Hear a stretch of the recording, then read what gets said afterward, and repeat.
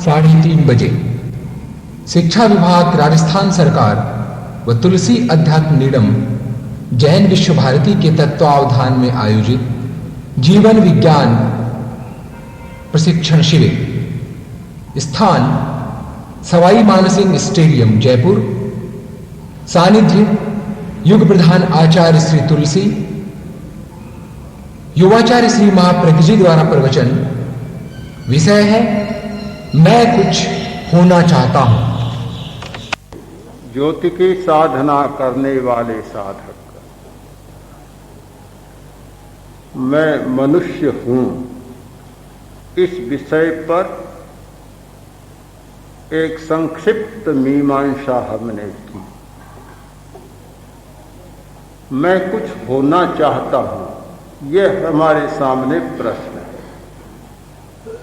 मनुष्य हूं तो फिर पशु होना तो नहीं चाहता, मनुष्य हूं तो वनस्पति जगत में जाना तो नहीं चाहता, एक उत्क्रमण के बाद अपक्रमण में जाना कोई पसंद नहीं करता। जब उत्क्रांति हो जाती है तो अपक्रांति किसे पसंद होगी? किसी को भी नहीं पसंद होगी।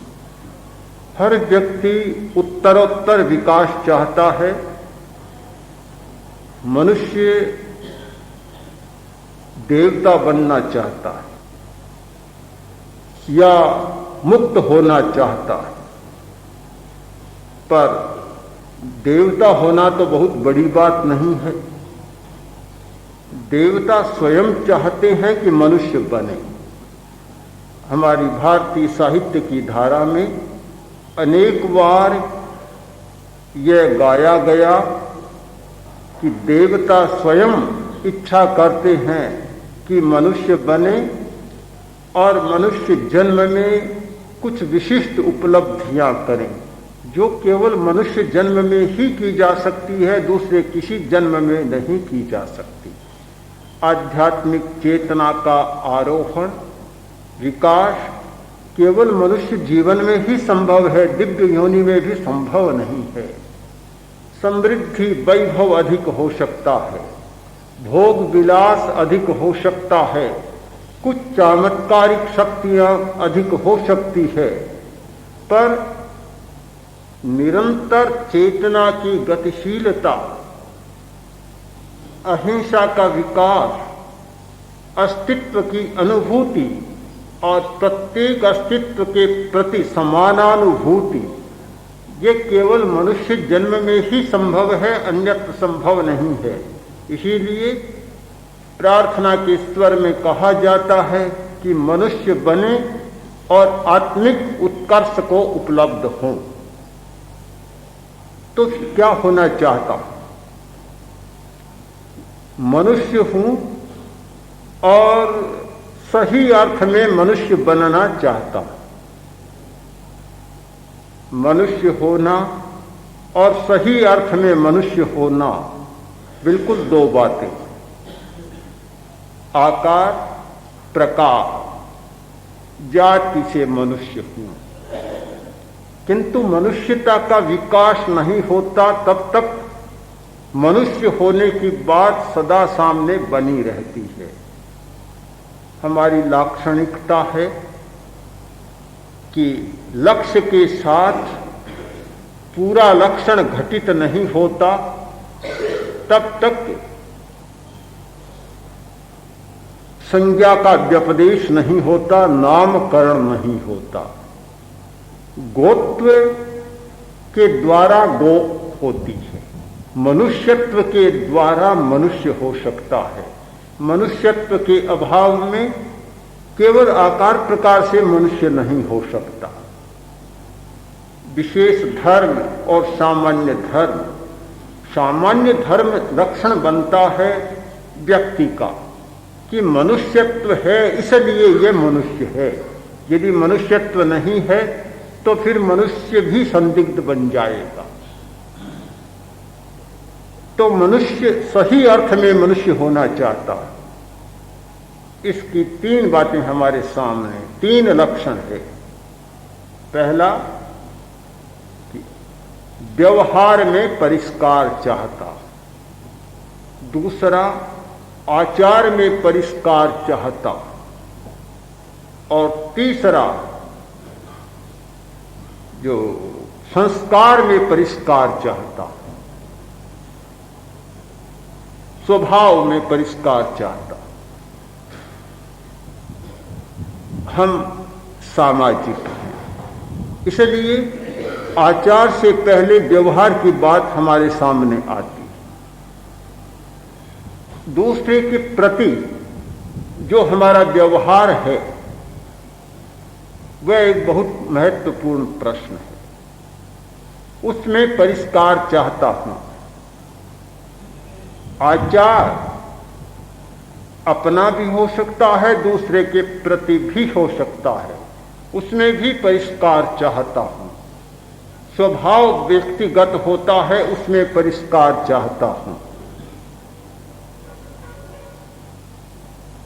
तीन दुर्बलताएं होती हैं मनुष्य में, एक क्रूरता, एक विषमता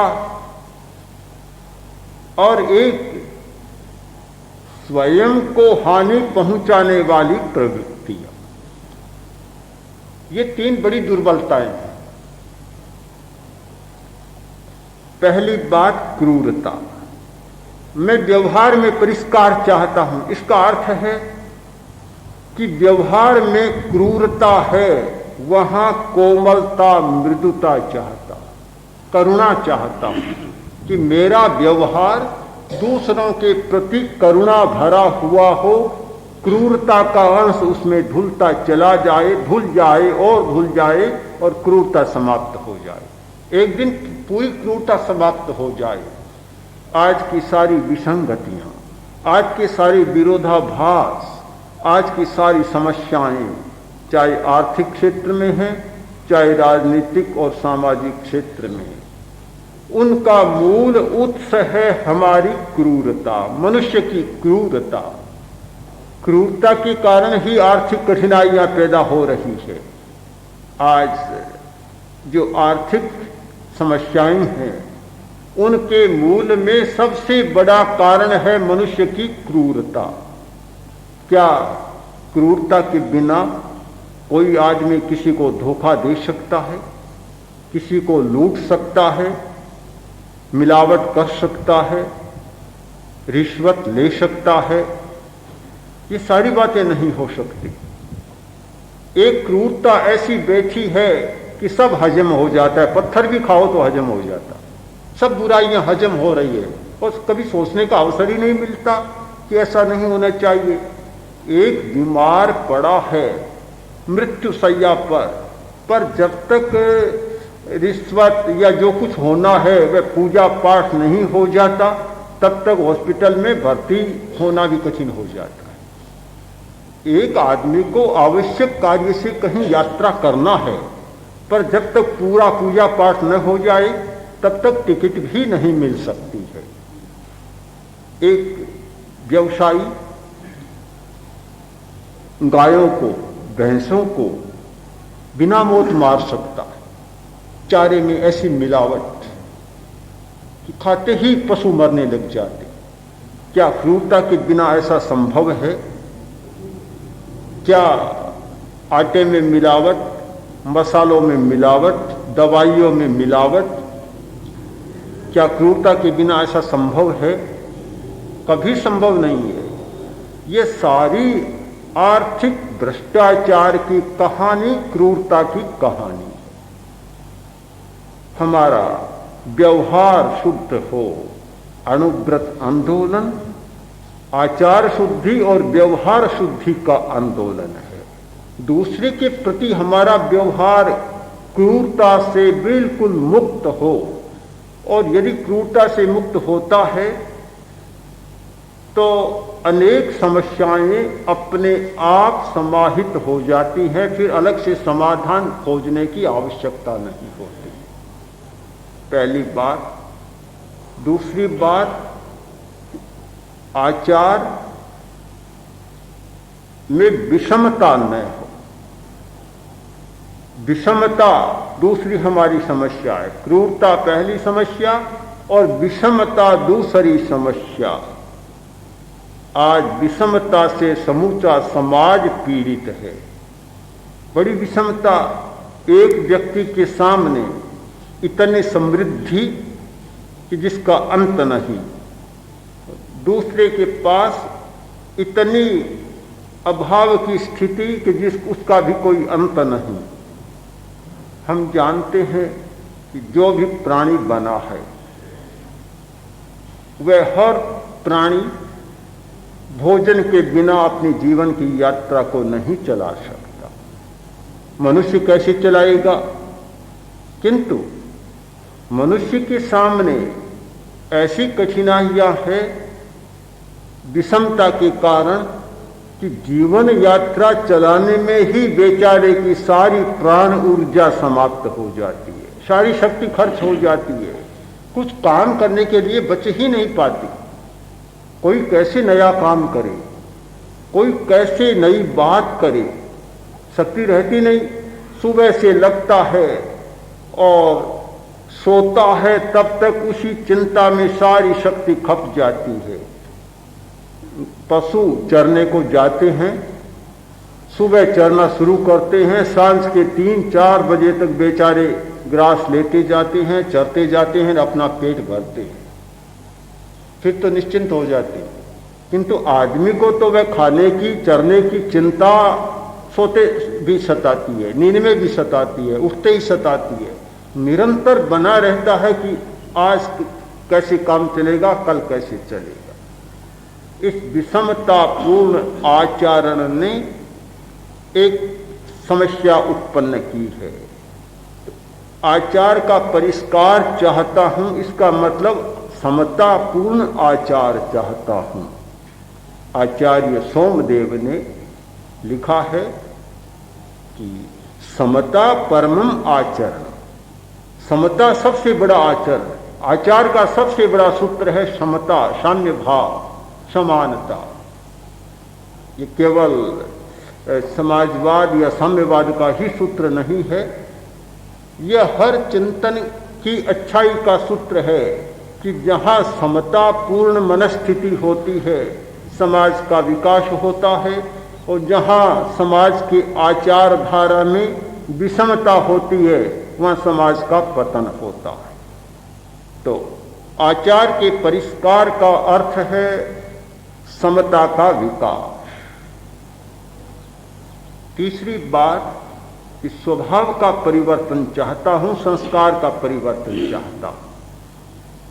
वह स्वभाव जो शारीरिक, मानसिक और आध्यात्मिक हानि पहुंचाता है, शरीर को भी नुकसान करता है, कष्ट देता है, मन को भी संताप देता है, मन झुलस जाता है और आंतरिक वृत्तियों को भी कष्ट देता है।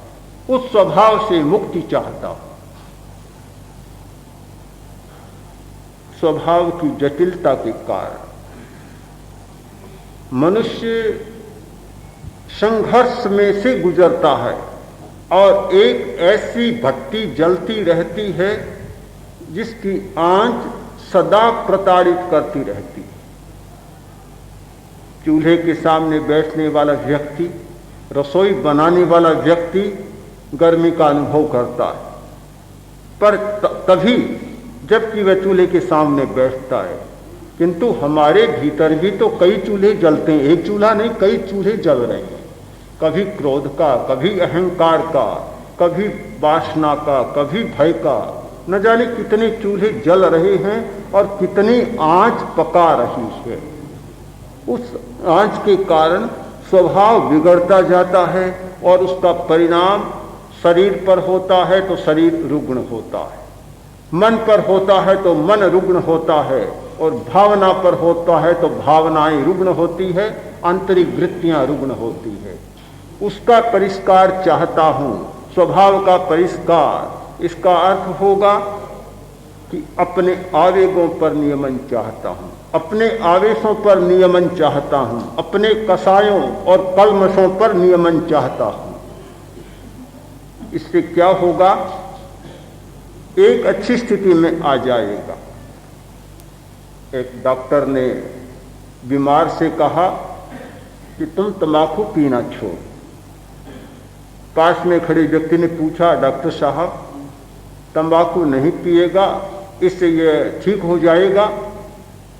डॉक्टर ने कहा, और ठीक होगा नहीं मुझे नहीं पता, पर मेरा बिल चुकाने की स्थिति में जरूर आ जाएगी। इतना तो होगा।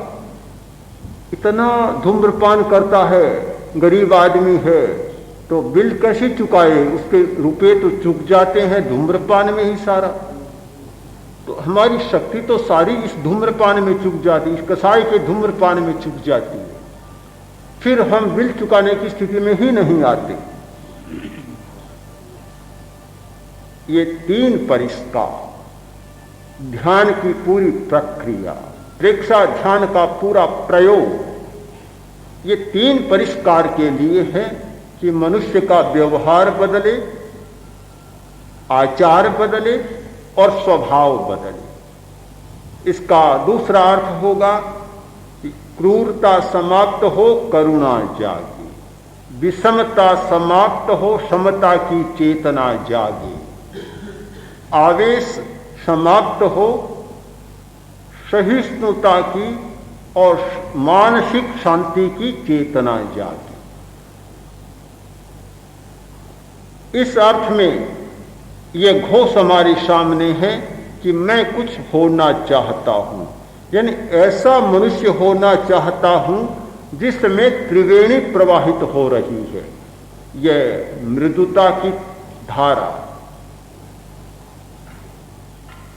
समता की धारा और शांति की धारा, ये त्रिवेणी जिसमें प्रवाहित हो रही है, ऐसी चेतना संपन्न मनुष्य होना चाहता हूं। हमारा एक प्रस्थान है, ये नया, एक नया प्रस्थान, एक प्रायोगिक प्रस्थान। हम सिद्धांत की बात बहुत करते हैं, सिद्धांत में बहुत रस लेते हैं, क्योंकि दिमागी व्यायाम में जितना आनंद मिलता है उतना प्रयोग में नहीं मिलता। कसरत करने में बड़ी अच्छी बात होती है, सीधा काम है, उसमें कोई कष्ट नहीं होता। 2 आदमी बैठे, बातचीत शुरू की और बातचीत चली, उठे और समाप्त हो गई, कोई कष्ट नहीं होता, कुछ भी करना नहीं पड़ता। बस केवल इतना होता है कि एक जीभ इधर चलती है, दूसरी जीभ सामने चलती है, तो केवल जीभ को ही चलना पड़ता है, जीभ को ही व्यायाम देना पड़ता है, स्वर यंत्र को, कंठ नली को व्यायाम देना पड़ता है, स्वर स्थानों को व्यायाम देना होता है, इससे अतिरिक्त कुछ भी नहीं करना होता। पर प्रयोग में तो बहुत खपना पड़ता है।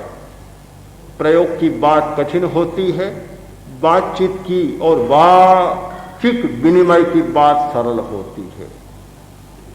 यह प्रायोगिक बात है, परिवर्तन की बात एक प्रायोगिक बात है, पूर्णता की दिशा में प्रस्थान करने की बात एक प्रायोगिक बात है। इसके बिना, प्रयोग के बिना हमारा प्रस्थान नहीं हो सकता। हमारी चेतना 3 कोणों में बराबर काम कर रही है। एक चेतना का वह कोण है जहां आदमी रोता है, कलपता है, विलाप करता है, दुख का अनुभव करता है। एक चेतना का दूसरा कोण है जहां आदमी प्रसन्न होता है, हर समस्या में से समाधान निकाल लेता है और प्रसन्नता का अनुभव करता है। हमारी चेतना का तीसरा कोण है जो पूर्णता की दिशा में प्रस्थान करता है, यानी परम पुरुषार्थ जाग जाता है, परम प्रज्वलन और परम ज्योति प्रस्फुटित हो जाती है। हमारा तीसरा कोण है। एक कहानी के द्वारा इस बात को स्पष्ट करना चाहता हूं।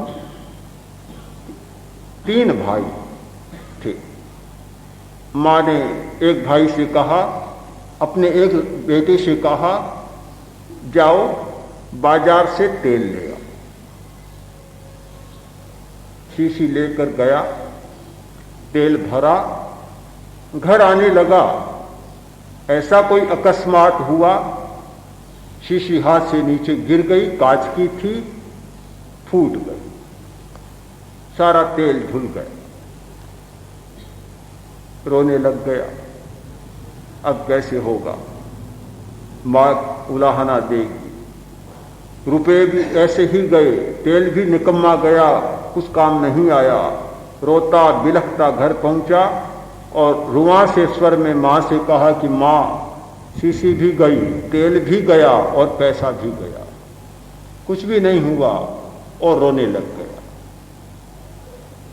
मां ने दूसरे लड़के से कहा भी तुम जाओ, तेल बहुत जरूरी है, आज तेल ले आओ।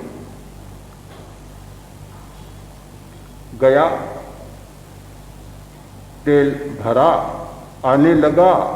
अब अकस्मात होता है, कुछ आकस्मिक घटनाएं ऐसी हो जाती है कि जिसकी व्याख्या करना भी हमारे लिए कठिन होता है। ऐसी ही कोई आकस्मिक घटना घटी तो उसके हाथ से भी शीशी गिर गई, पर इतना हुआ कि शीशी फूटी नहीं, तेल धुल गया।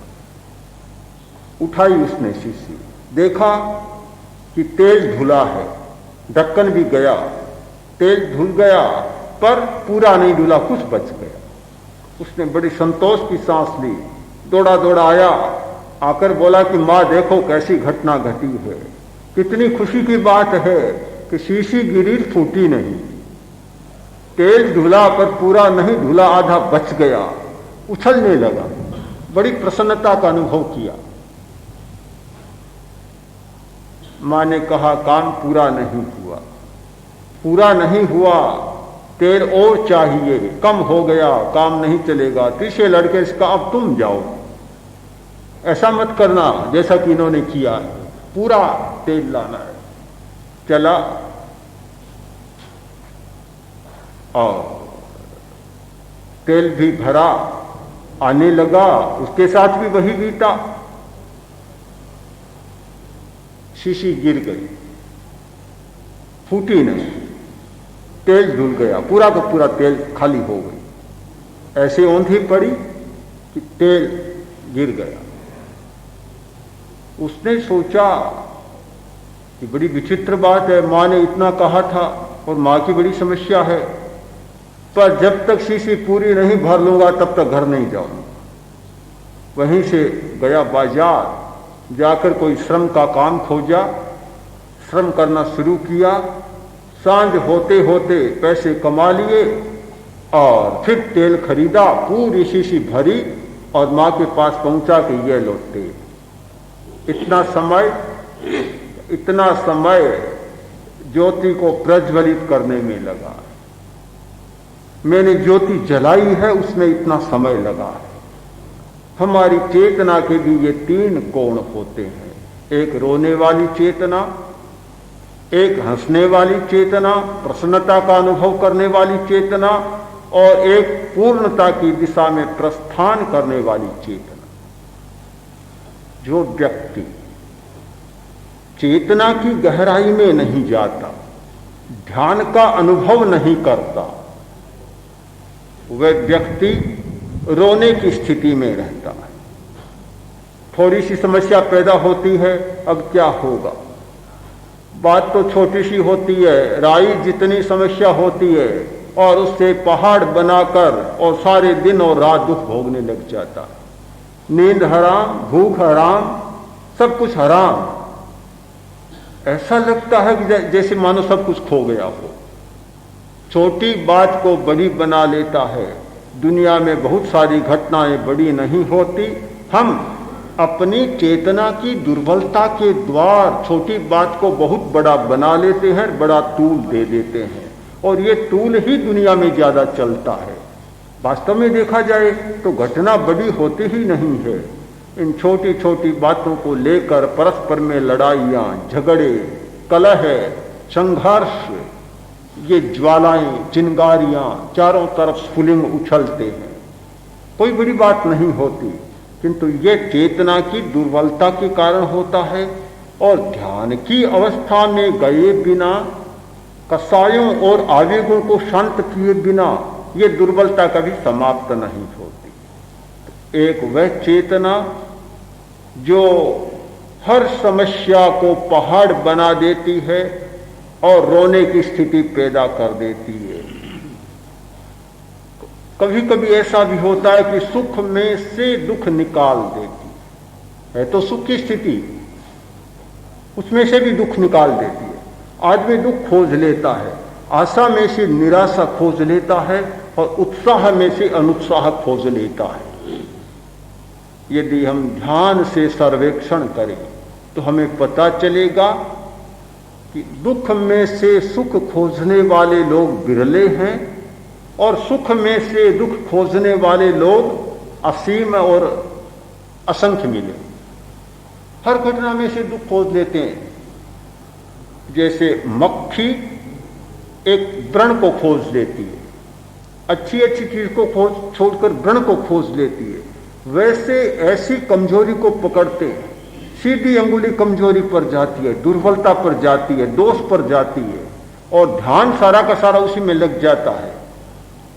हर जगह कृष्ण पक्ष को खोजने में लग जाते हैं, शुक्ल पक्ष कभी सामने नहीं आता, अच्छाई सामने नहीं आती, सीधा ध्यान बुराई की ओर जाता है।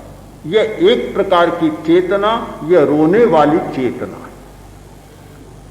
दूसरी चेतना जो प्रमोद की भावना वाली है, यानी जिसमें प्रमोद है, हर्ष है, दूसरे की विशेषता देखी तो प्रमोद की भावना जागी, कभी कोई हीनता का अनुभव नहीं हुआ और अपने पुरुषार्थ की ओर ही ध्यान गया। यह हंसने वाली चेतना, यानी समस्या में से समाधान खोजने वाली चेतना या दुख में से सुख खोजने वाली चेतना, यह चेतना का दूसरा कोण है। ऐसे लोग भी बहुत मिलते हैं जो इस चेतना का विकास कर लेते हैं और निरंतर सुख में रहते हैं, दुख का अनुभव नहीं करते।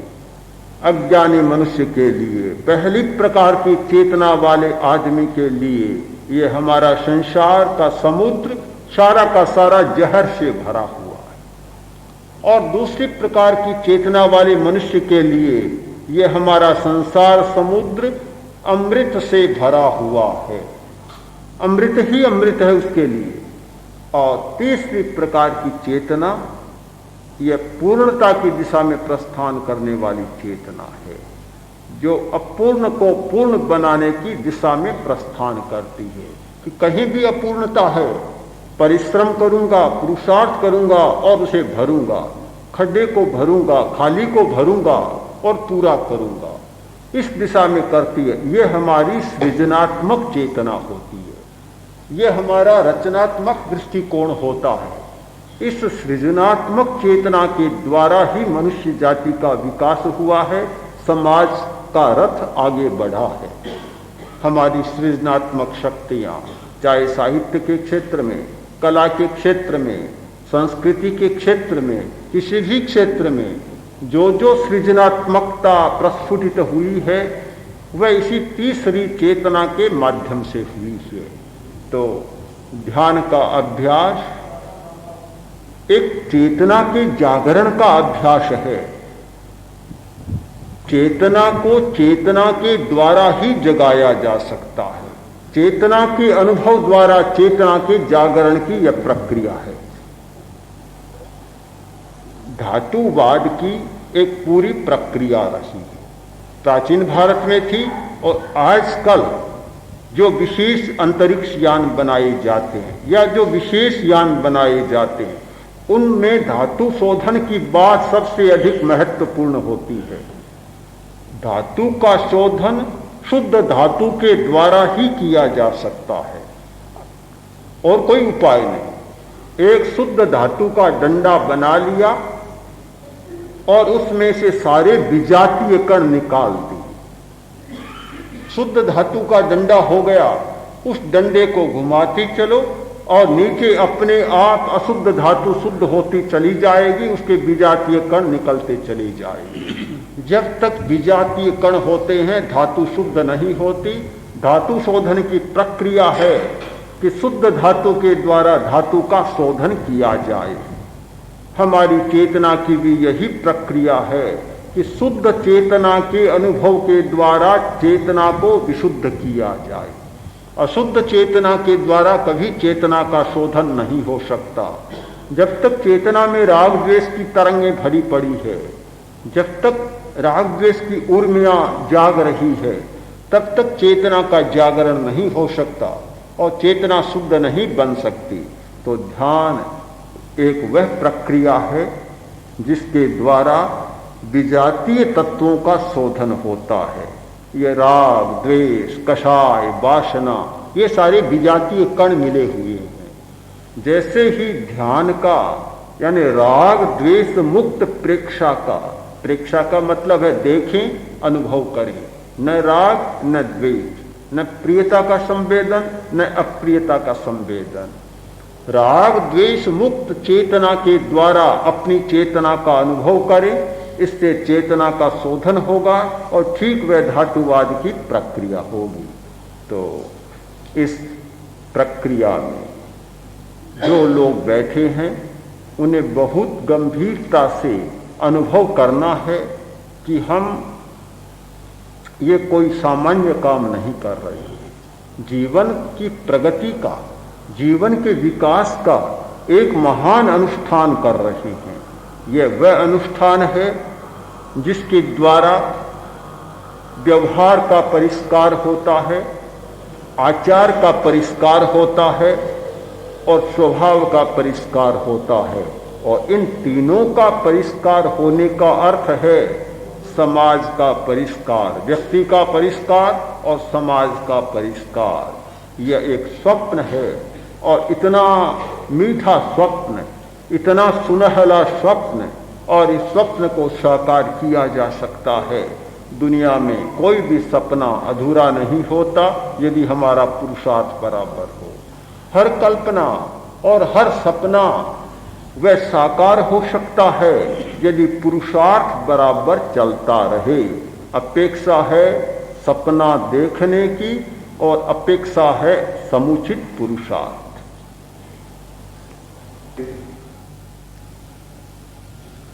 प्रेक्षा ध्यान शिविर के साधकों,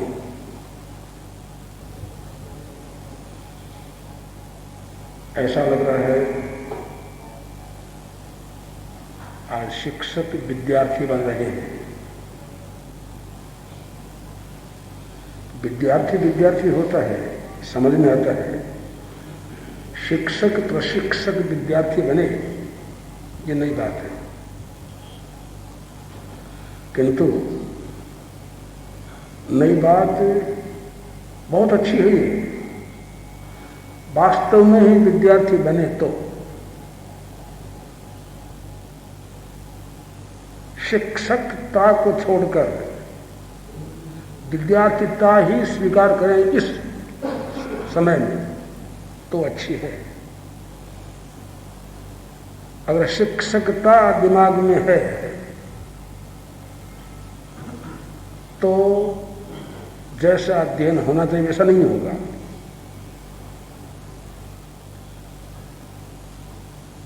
तो प्रसन्नता का विषय है कि हमारे शिक्षक विद्यार्थी बने हैं। हम बार बार ऐसी कल्पना करते हैं कि शिक्षा जगत में शिक्षकों में जब तक एक परिवर्तन, एक क्रांति नहीं आती तब तक विद्यार्थियों में जैसा हम चाहते हैं वैसा संस्कार नहीं आता। यद्यपि और भी उसमें अपेक्षाएं हैं, उन सब अपेक्षाओं को मैं गौण कर देता हूं। वर्तमान में अध्यापकों के द्वारा जैसा हम चाहते हैं वैसा निर्माण नहीं होता।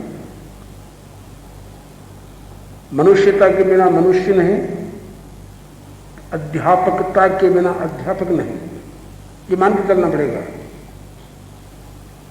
मनुष्यता एक विशिष्ट चीज है, तो अध्यापकता भी विशिष्ट वस्तु है। केवल आकार प्रकार से मनुष्य नहीं, तो केवल पुस्तकों के पढ़ने मात्र से अध्यापक नहीं, पढ़ाने मात्र से अध्यापक नहीं। अध्यापक का स्वयं का जीवन, उनके व्यवहार, उनके आचार जैसे बोलते हो तो वो अध्यापक है। तो ये क्रम शुरू हुआ, जड़गेश्वर लाडू में शुरू हुआ, कुछ चला, फिर यहां दोबारा इसका प्रारंभ हुआ है। और इसमें और प्रसन्नता का राजस्थान के लगभग सभी जिलों के अध्यापक आए हैं।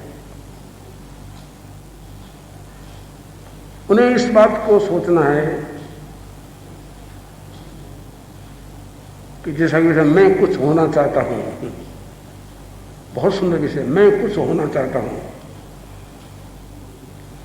इस विषय को गहराई से अगर हम सोच लें और वास्तव में हमको होना है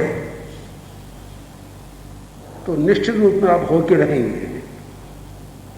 होने में और सब बातें गौण है, हमारा स्वयं का लक्ष्य मुख्य है।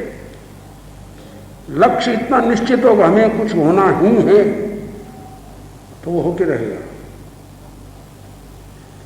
और लक्ष्य के साथ फिर वैसा प्रयोग मिले, वैसी सामग्री मिले, वैसा साधन मिले तो होने में कोई संदेह रहता ही नहीं। लक्ष्य का जहां तक संबंध है वह व्यक्ति से संबंध है, सामग्री या साधना का जहां तक संबंध है ये दूसरों से संबंधित भी है। तीनों बातें मिलने से काम होता है। इसलिए हमें इस बात को सोच के चलना है कि पहले हमारा लक्ष्य पूरा बना कि नहीं बना। मैं जाता हूं, मेरा पूरा लक्ष्य ही नहीं बना। मेरा लक्ष्य था कि मैं सवाई माधोपुर के लिए जा रहा हूं, निश्चित लक्ष्य था मेरा। तो बावजूद विशेष परिस्थितियों के, बावजूद कठिनाइयों के, मैं जाके आ ही गया। कोई तकलीफ, कोई बाधाएं मुझे रोकने में सक्षम नहीं हुई। मेरा लक्ष्य दृढ़ था, निश्चित था।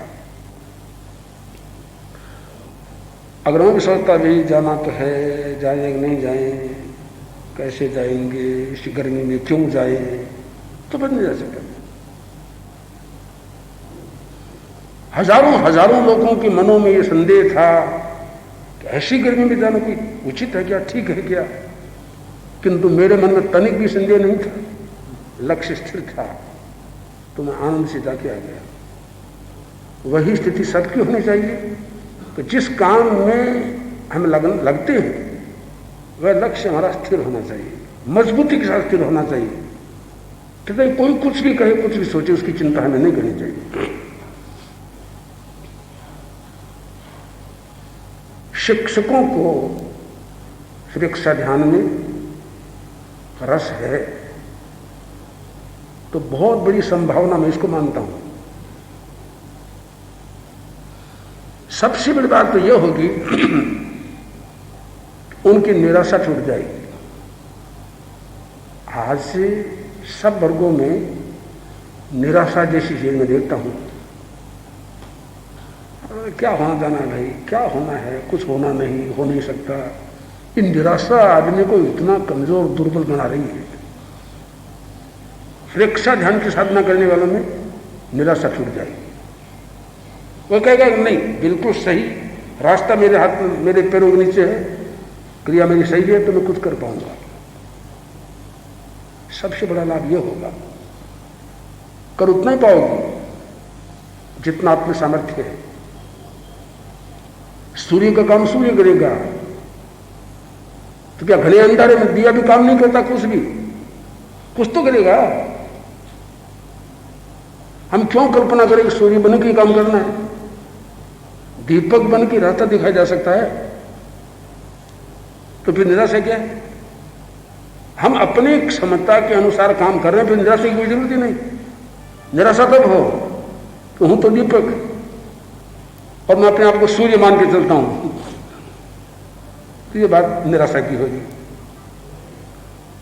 काम होने का नहीं और लोगों मैं तो करके छोड़ूंगा, तो निराशा हो सकती है। मुझसे बहुत लोग पूछते हैं कि अनुव्रत के द्वारा आप सारे संसार को चरित्रवान नैतिक बना देंगे। मैं कहता हूं मेरी कल्पना ही नहीं है कि सारे संसार को मैं जगा दूंगा, बिल्कुल नहीं। मैं क्या, अनेक तुलसी आके खड़े हो जाएं तो सारे संसार को ठीक करना संभव नहीं है। अनेक अवतार आ गए, होता तो तभी हो सकता है काम, कभी नहीं हुआ, आज भी नहीं होगा। मैंने सिर्फ इतनी कल्पना की है कि कम से कम इतनी नैतिकता जनता में आ जाए, इतने नैतिक लोग खड़े हो जाएं कि अनैतिकों से मुकाबला कर सके। आज अनीति हावी हो रही है, नीति इतनी बढ़ जाए कि अनीति हावी न हो सके, नीति भी हावी हो सके। अनीति का पलड़ा भारी है, चरित्र का पलड़ा हल्का है। इतना सा काम हो जाए कि चरित्र का पलड़ा भारी हो जाए, बस सफलता है। कभी निराशा नहीं आती मन में। इसलिए प्रेक्षा ध्यान शिविर में आने वाले व्यक्तियों का सबसे बड़ा लाभ यह होगा कि निराशा टूट जाएगी उनकी। दूसरी बात यह होगी कि व्यक्ति महसूस करेगा कि मैं स्वयं बना हूं, अब औरों को बना सकूंगा। जब तक स्वयं न बने औरों को क्या बनाएगा वो? स्वयं को विश्वास नहीं है कि मैं कुछ बना हुआ हूं, मैं कुछ दे सकता हूं, तब तक कुछ नहीं कर सकता। आत्मविश्वास जगेगा कि मैं कुछ बना हूं, अब औरों को बना सकूंगा। ये सब ऐसी चीजें हैं जिनकी नितांत अपेक्षा और आवश्यकता है। प्रेक्षाध्यान की सबसे बड़ी विशेषता मैं ये मानता हूं, ये कोई संप्रदाय नहीं है, ये कोई धर्म नहीं है, ये कोई जाति या कोई दूसरी चीज नहीं है। ये तो शुद्ध अध्यात्म का एक तत्व है जो हर संप्रदाय का, हर मजहब का व्यक्ति बिना किसी हित की चाहत के प्राप्त कर सकता है। प्रेक्षाध्यान के साधन में आने वालों को हम कभी पूछा ही नहीं करते हैं कि तुम भाई किस धर्म को मानने वाले हो, तुम किस जाति के हो, तुम किस वर्ग के हो, तुम किस पेशे के हो। प्रश्न ही नहीं। तुम हिंदू हो, मुसलमान हो, तुम हरिजन हो, महाजन हो, ये प्रश्न ही हमारे सामने नहीं आते। एक ही प्रश्न आता है कि मनुष्य है, कुछ होना चाहता है कि नहीं, कुछ बनना चाहता है कि नहीं, बस ये एक प्रश्न, और कोई प्रश्न नहीं आता। बहुत बड़ी समस्या का समाधान इससे हो जाता है। तो वास्तव में चीज क्या हुई कि मनुष्य में मनुष्यता आ गई तो मनुष्य बन गया, और मनुष्यता नहीं आई तो मनुष्य बनेगा नहीं। और बिना मनुष्यता के मनुष्य कैसे बनेगा? सही बात है। आदमी अपने चरित्र को सुधारता नहीं और मनुष्य बनना चाहता है, वो तो आकार का मनुष्य बनेगा। खेत में हड़प्पा भी मनुष्य कहला सकता है, खड़ा किया जाता है ना हड़प्पा, हाथ पैर सिर, उससे कोई जानवर डर सकता है, कोई भी आदमी उसको मनुष्य नहीं मानता। आकार प्रकार से वो भी मनुष्य बन सकता है। और आप अपनी वृत्तियों को न बदल के केवल मनुष्यता के बिना मनुष्य बनना चाहिए, संभव नहीं है। मूर्खता को बदले बिना मूर्ख नाम नहीं बदलता। विनोद की सी बात है, एक व्यक्ति इतना मूर्ख था और उसके चरित्र ऐसे विचित्र थे कि नाम तो उसका और था कुछ, नाम चल पड़ा मूर्ख। ओ मूर्ख, मूर्ख, मूर्ख नाम चल पड़ा। आपका नाम उसे होगा कि पत्नी का नाम बिगड़ गया, ये मूर्ख की पत्नी। उसको बड़ा दुख हुआ। उसने कहा पत्नी आप अपना नाम बदल के आओ। उसने कहा मैं क्या करूं, नाम कैसे बदलूं, नाम चल पड़ा है। फिर आप बदले न बदले, किंतु जब तक आपका नाम नहीं बदलेगा तब मैं खाना नहीं खाऊंगी। मुझे बड़ी शर्म महसूस होती है, सब लोग मूर्ख की पत्नी मुझे कहते हैं। उसने कहा ठीक है, तो मैं ऐसा करता हूं, इस क्षेत्र में मेरा नाम चल पड़ा, मैं महीने 2 महीने इस क्षेत्र को छोड़ देता हूं और अपना नाम बदल के आता हूं। बहुत ठीक है, चलो। वहां से चला तो अपना विस्तृत अपना सामान था एक बेल पर रख दिया, समूचा सामान बेल पर एक गोनी में डाल दिया।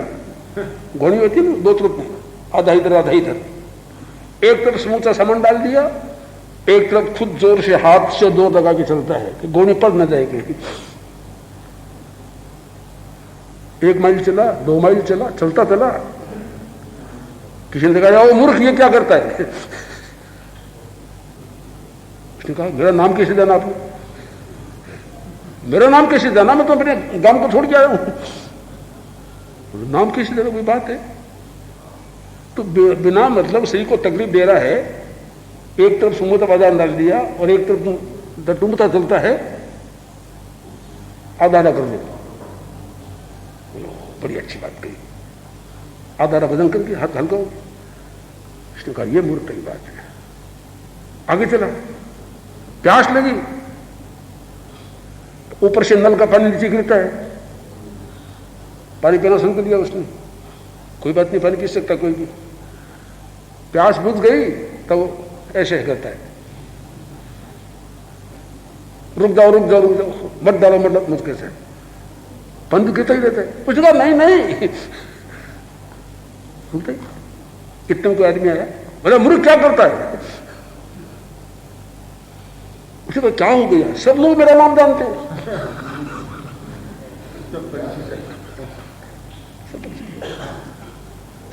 उसने कहा, आपने मेरा नाम किसने जाना? बोले, मूर्ख, ऊपर से कोई पानी डालने वाला तो है नहीं, नल से पानी आ रहा है, तो ऐसे क्यों करता है? तुम अलग हो जा, अपने आप रुक जाएगा। उसने कई प्रयत्न किए, नाम नहीं बदला। आगे से आगे नाम शुरू हो गया, वापस आ गया। उसने कहा पत्नी से कि तुम रोटी खा मत खा, मेरा नाम तो नहीं बदलेगा। तो जब तक मूर्खता न छोड़े तब तक मूर्ख नाम कैसे बदलेगा? जब तक मनुष्यता को स्वीकार न करें तब तक मनुष्य कैसे बनेंगे हम लोग? सीधी बात, एक की बात है इसमें। इसलिए बड़ी अपेक्षा है। मुझे तो लगता है कि आज जो जनसंख्या है, बहुत लोग मुझे पूछते हैं कि आपके जैन लोग कहलाने वाले जैन धर्म के विपरीत काम करते हैं। जैन धर्म की जो पद्धति बहुत ऊंची है, वैज्ञानिक पद्धति है, और अच्छे अच्छे जैन उसके अनुसार नहीं चलते हैं। तो मेरा सीधा जवाब देता है कि भाई ये लोग जैन तो है, जन्मना जैन है, जैन कुल में पैदा हो गए, जैन बन गए, इनको जैन बनने में कोई तकलीफ नहीं पड़ी। इन्होंने जैन धर्म को विवेक से स्वीकार नहीं किया। मैं जैन उसको मानता हूं वास्तव में कि जिसने जन्म के बाद में, पढ़ लेने के बाद में विवेक पूर्वक जैन धर्म को स्वीकार किया हो। वो गलती करके मुझे बतलाओ, ठीक? यही बात मैं आपसे कहना चाहता हूं। अगर मनुष्य जन्म से होता तो मनुष्य ही जन्म के बाद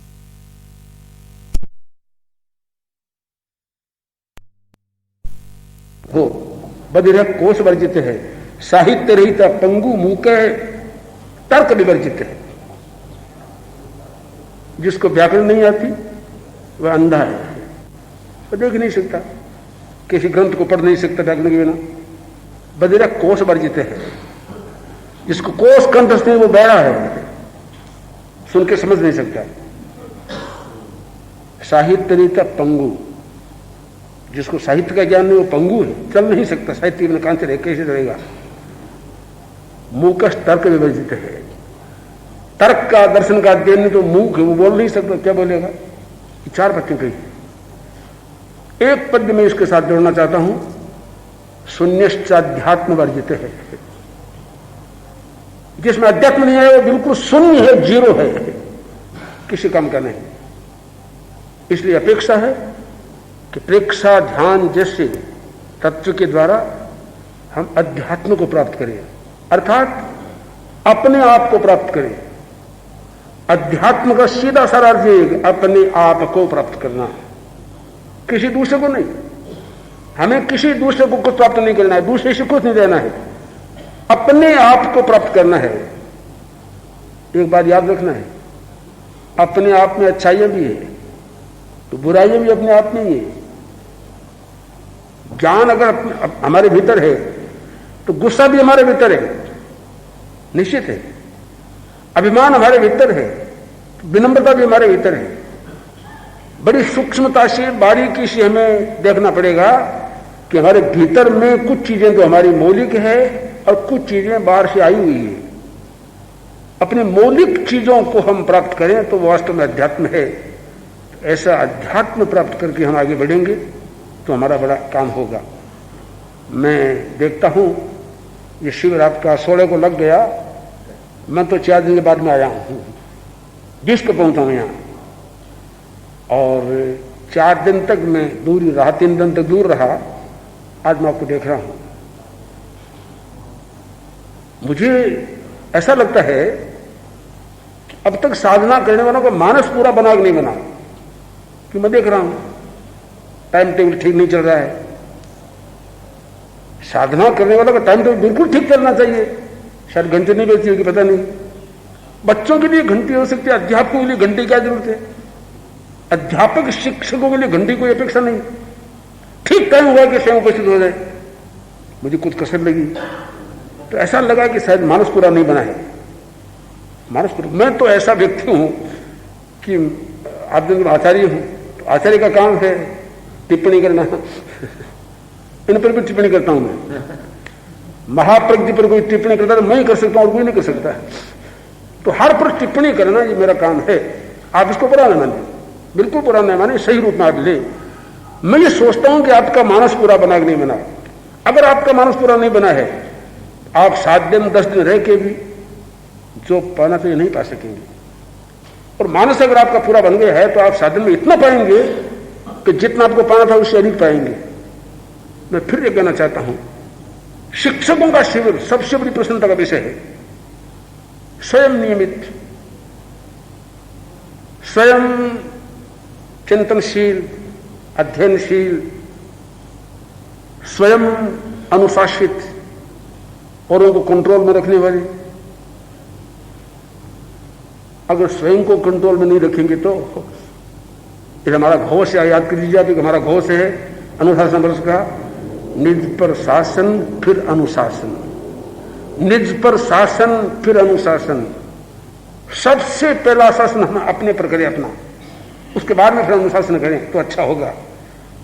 तो इसलिए मैं बहुत प्रसन्नतापूर्वक बात कहना चाहता हूं कि अध्यापकों का शिविर हमारा ऐसा कारगर हो कि सैकड़ों सैकड़ों अध्यापकों के मन में स्पर्धा हो जाएगी, ईर्ष्या हो जाएगी।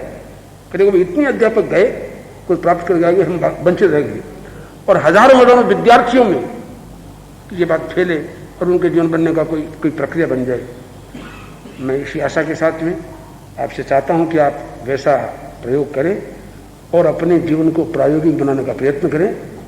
ऐसा करके आप किसी पर एहसान नहीं करेंगे, आप स्वयं समृद्ध बनेंगे और औरों के लिए आप धन्य बन जाएंगे।